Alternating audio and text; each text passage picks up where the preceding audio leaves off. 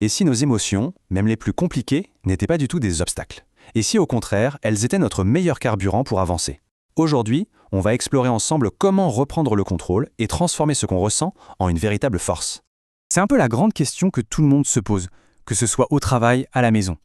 Est-ce que nos émotions sont une sorte de super pouvoir ou est-ce que c'est notre talon d'Achille? Eh bien, la bonne nouvelle, c'est que la réponse, elle ne dépend pas de l'émotion elle-même, mais plutôt de ce qu'on décide d'en faire. En fait, au final, c'est vraiment une question de perspective. Est-ce que cette frustration qu'on ressent, c'est un énorme rocher qui nous bloque la route, ou est-ce que c'est justement le levier qui va nous permettre de soulever ce rocher? C'est exactement ça la compétence émotionnelle. Apprendre à se servir du bon outil au bon moment. Alors, pour y arriver, on va imaginer qu'on construit un pont solide, qui nous fait passer de la réaction un peu impulsive à l'action réfléchie et maîtrisée. Et ce pont, il repose sur 5 piliers essentiels. Alors, on va le construire ensemble, étape par étape. On commence par le commencement. Le premier pilier, c'est l'identification. C'est la base, la fondation de tout notre pont. C'est simple, c'est impossible de gérer une émotion si on ne sait même pas de laquelle il s'agit. Mettre un nom précis sur ce qu'on ressent, voilà le but. Ça veut dire qu'on sort de ce flou un peu général de « je me sens mal » pour pouvoir dire « ok, là, je ressens de la frustration ou je ressens de la déception ».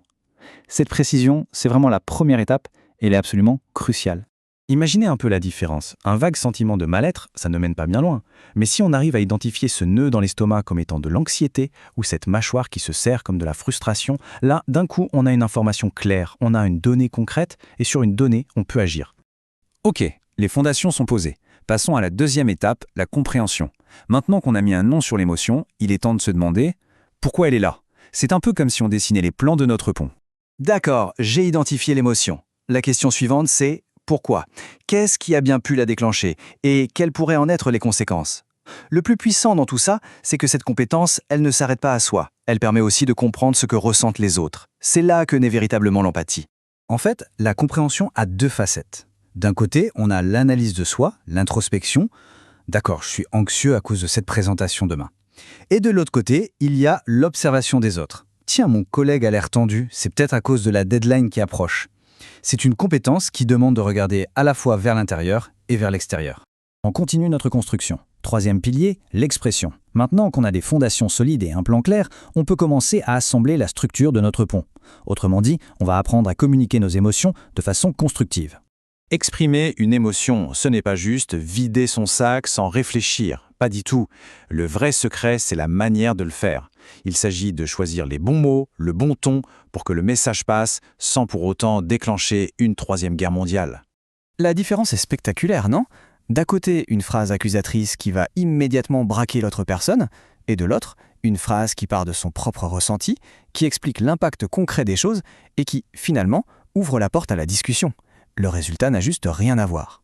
Bon, la structure est assemblée. Maintenant, il faut s'assurer que notre pont est stable, qu'il est sécuritaire. C'est tout le rôle de notre 4e pilier, la régulation. Ici, l'idée c'est de gérer le trafic sur le pont pour éviter qu'il ne s'effondre sous la pression. Mais attention, c'est une nuance super importante. Réguler, ça ne veut absolument pas dire supprimer ou ignorer l'émotion. C'est même tout le contraire. C'est accueillir l'émotion, mais en quelque sorte, baisser le volume pour qu'elle ne nous assourdisse pas. On reste maître à bord. Prenons un exemple concret, la colère qui monte pendant une conversation tendue. Que se passe-t-il si, juste avant de répondre, on s'accorde un tout petit espace de temps? Juste 3 grandes respirations.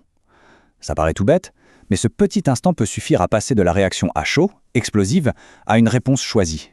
Et ça change tout le cours de la discussion. Et nous voilà au tout dernier pilier, la touche finale. Notre pont est solide, il est stable, il est bien assemblé. Maintenant, il est temps de l'utiliser. Le 5e pilier, l'utilisation, c'est là où on transforme nos émotions en un véritable outil pour avancer et atteindre nos objectifs. Et voilà, c'est ça le but du jeu. L'émotion n'est plus un parasite qui nous dérange, elle devient une ressource. L'information qu'elle nous donne, l'énergie qu'elle dégage, tout ça devient nos meilleurs alliés pour prendre de meilleures décisions et pour agir plus efficacement. C'est vraiment ici que tout prend son sens.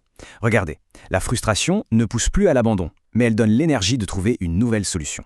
La nervosité avant un discours ne paralyse plus, elle se transforme en adrénaline pour une présentation super dynamique. Et la déception, au lieu de mener au blâme, elle devient le moteur pour revoir la stratégie. C'est ça la compétence émotionnelle en action. Alors la prochaine fois qu'une émotion un peu forte se présente, Et si on arrêtait de la voir comme un problème à régler? Et si au contraire on la voyait comme un signal, mieux comme une invitation à agir?